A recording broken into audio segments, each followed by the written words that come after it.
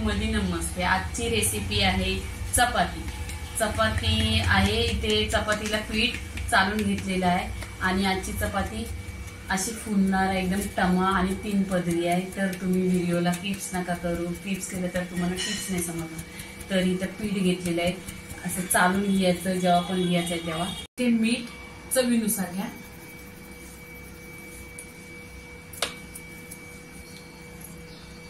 इथे पाणी घ्यायचं थोडं थोडं टाकून आणि बघा चपातीला पीठ मळताना तेल नाही घ्यायचं आहे, बिना तेलाशी पीठ मळायचं आहे। तर चपाती मस्त फुगणार आहे।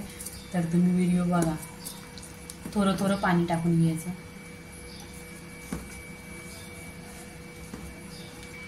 इथे थोडं थोडं पाणी टाकून घ्या, जेवढं लागेल तेवढंच घ्या।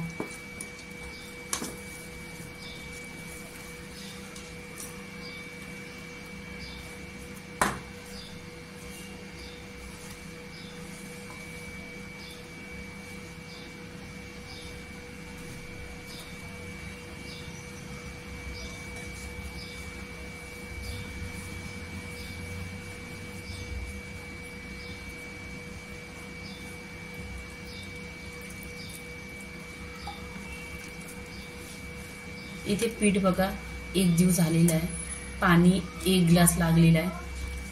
पीठ बघा मळून घेतलेलं आहे।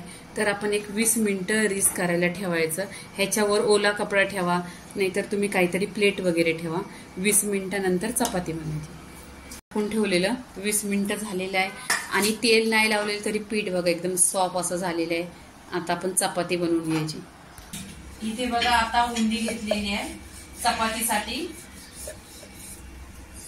आणि बघा वरून तेल लावायचं आणि त्याला फॉल करायचं आहे। पीठ लावून घ्यायचं आहे।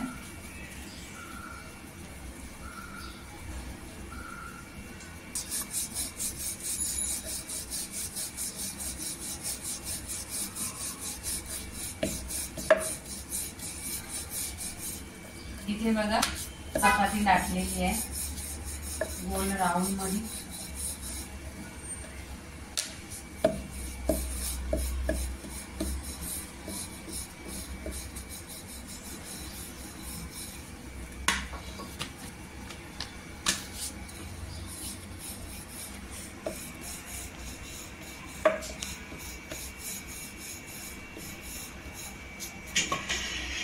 इथे चपाती झालेली आहे। आता आपण चपातीला भाजून घ्यायची। इथे बघा आता तवा गरम झालेला आहे, त्याच्यात चपाती टाकलेली आहे। आता बघा चपातीला आहे ना हातानेच पलटी मारणार आहे।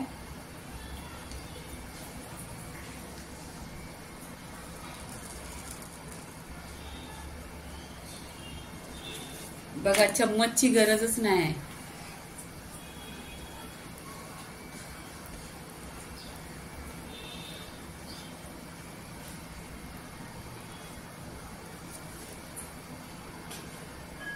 इथे बघा चपाती छान अशी फुललेली आहे आणि वरून तेल पण नाही लावलेलं आहे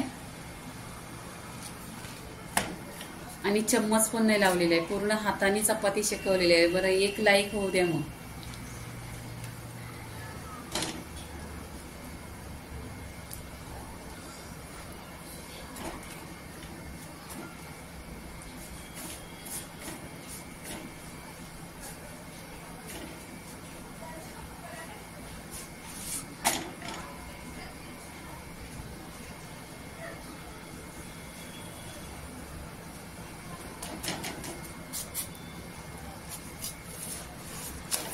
बघा इथे चपाती आपली एकदम टमा फुगलेली आहे, परफेक्ट अशी।